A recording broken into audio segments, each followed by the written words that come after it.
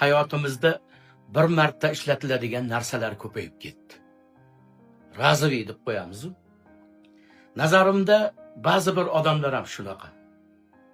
Dorixonada sotiladigan haligi bir marta ishlatiladigan narsa bor-ku, o'shanga o'xshaydi. Siz nima deysiz?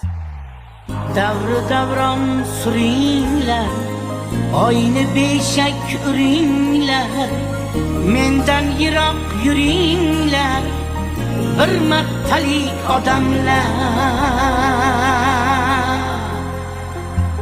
G'am cheksam yayrab kuling, kim do'st kim dushman biling, bir marta mardlik qiling, bir martalik odamlar.